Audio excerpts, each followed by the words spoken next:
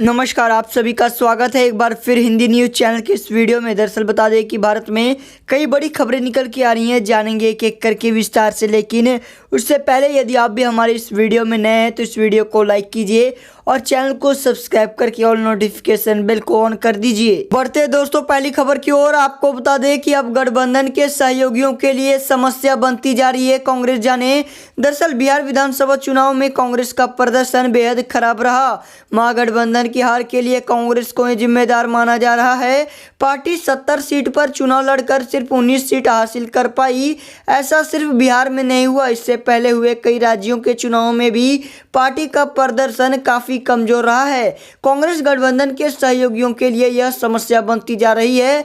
बता दें कि विधानसभा चुनाव में हम और वीआईपी जैसे क्षेत्रीय दलों का प्रदर्शन कांग्रेस से बेहतर रहा है। चुनाव में पार्टी की जीत का प्रतिशत 70.1% रहा, जबकि आरजेडी ने 52.8% रहा। राजद ने कांग्रेस को 70 सीट अपनी खुशी से नहीं दी थी, बल्कि कांग्रेस ने अकेले चुनाव लड़ने का दबाव बनाकर यह सीटें हासिल की थी। दूसरे प्रदेशों में भी कांग्रेस का यही रवैया रहा है। बता दें कि महाराष्ट्र, झारखंड और तमिलनाडु चुनाव के आंकड़े बताते हैं कि कांग्रेस गठबंधन के सहयोगी पर दबाव डालकर अधिक सीट हासिल कर लेती है, पर उसकी जीत का प्रतिशत सहयोगी से कम रहता है। साथ ही बढ़ते हैं अगली बड़ी खबर की ओर। आपको बता दें कि एलएसी पर जल्द खत्म होंगे भारत चीन के बीच जारी गतिरोध। मोदी सरकार ने बनाई योजना। दरअसल पूर्वी लद्दाख में वास्तविक नियंत्रण रेखा पर भारत चीन के बीच विगत 6 माह से जारी गतिरोध खत्म होने के आसार अब नजर आ रहे हैं। लेकिन दोनों देशों के बीच एक प्रस्ताव चल रही है, जिसके तहत 3 चरणों में दोनों देशों की सेनाएं पीछे हटेंगी और एलएसी पर मई से पहले की स्थिति बहाल होगी। बता दें कि सेना के सूत्रों ने बताया कि दोनों देशों की सेनाओं के बीच बनी सहमति के बाद 3 चरणों में सेनाओं को पीछे हटाने पर सहमति बन चुकी है। उम्मीद है कि सैन्य कमांडरों की जल्द होने वाली 9वें दौर की बैठक में इस प्रस्ताव पर दोनों देशों की मुहर लग जाएगी।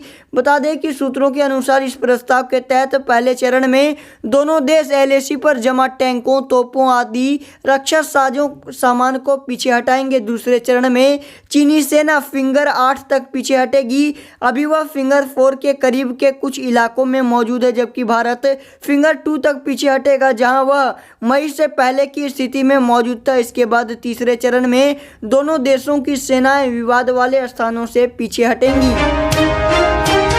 साथ ही बीजेपी का मिशन बंगाल हुआ शुरू। पीएम मोदी ने कार्यकर्ताओं को दिया यह खास संदेश। दरअसल बिहार विधानसभा चुनाव में जीत के बाद भारतीय जनता पार्टी के हौसले बुलंद हैं और पार्टी पहले से ही मिशन बंगाल में जुट गई है। बताया जा रहा है कि बीजेपी बंगाल में अपनी रणनीति को अंतिम रूप देने में जुटी है और पीएम मोदी ने एक बुधवार को कार्यकर्ताओं को संबोधित करते हुए बंगाल को अपना संदेश सुना दिया। बता दें कि बिहार में एनडीए की जीत पर दिल्ली में स्थित बीजेपी मुख्यालय पर जश्न मनाया। इस दौरान पीएम मोदी ने कार्यकर्ताओं को संबोधित किया। अपने संबोधन में पीएम मोदी ने कहा कि देश के कुछ हिस्से में उनको लगता है कि बीजेपी के कार्यकर्ताओं को मौत के घाट उतार कर वे अपने मंसूबे पूरे कर लेंगे। बता दें कि पीएम मोदी ने आगे कहा, जो लोग लोकतांत्रिक तरीके से हमें चुनौती देने में असमर्थ है, उन्हें भाजपा कार्यकर्ताओं को खत्म करने के लिए हिंसक तरीके अपनाए हैं। अगर उन्हें लगता है कि वे अपने सपनों को पूरा करने में सक्षम होंगे तो मैं कहना चाहूँगा कि वे लोग सबक सीख जाए। सुना आते ही जाते हैं, मौत के खेल से मत नहीं मिल सकता। वहीं बढ़ते हैं अगली बड़ी खबर की ओर। आपको बता दें कि दलाई लामा को भारत रत्न देने के लिए बीजेपी नेता ने पीएम मोदी को लिखा पत्र। दरअसल भाजपा के वरिष्ठ नेता शांता कुमार ने प्रधानमंत्री मोदी को पत्र लिखकर तिब्बती आध्यात्मिक नेता दलाई लामा को देश का सर्वोच्च नागरिक सम्मान भारत रत्न देने का अनुरोध किया है। हिमाचल प्रदेश के पूर्व मुख्यमंत्री ने अपने पत्र में संयुक्त राष्ट्र में तिब्बत मुद्दा उठाने की भी वकालत की है। कुमार ने कहा कि दलाई लामा को सर्वोच्च नागरिक सम्मान देकर भारत स्वयं को सम्मानित करेगा। उन्होंने कहा कि 1950 में जब चीन को तिब्बत पर अधिकार जमाने दिया गया, उस वक्त तत्कालीन कांग्रेस सरकार ने पाप किया। भाजपा नेता ने कहा कि आज चीन दुनिया में अकेला पड़ गया। उन्होंने कहा कि 1950 की गलती को सुधारने का यह सुनहरा अवसर है। बता दें कि शांता कुमार ने कहा, भारत द्वारा दलाई लामा को सम्मानित किए जाने, तिब्बत मुद्दा संयुक्त राष्ट्र में उठाए जाने के 2 कदमों से चीन का पूरी दुनिया के सामने पर्दाफाश हो जाएगा। वहीं रुख करते हैं अगली बड़ी खबर की ओर। आपको बता दें कि एनडीए की जीत का जश्न। जेपी नड्डा ने कहा बिहार में विकास के वोट बा लूट के चोट बा। दरअसल बिहार विधानसभा चुनाव में मिली प्रचंड जीत को लेकर दिल्ली बीजेपी कार्यालय में जश्न मनाया गया। इस मौके पर बीजेपी के राष्ट्रीय अध्यक्ष जेपी नड्डा, अमित शाह, राजनाथ सिंह समेत बीजेपी के कई वरिष्ठ नेता शामिल हुए।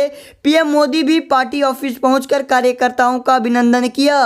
बीजेपी के राष्ट्रीय अध्यक्ष जेपी नड्डा ने कार्यकर्ताओं को संबोधित करते हुए कहा कि पीएम मोदी, नीतीश के नेतृत्व में बीजेपी को जनाधार मिला।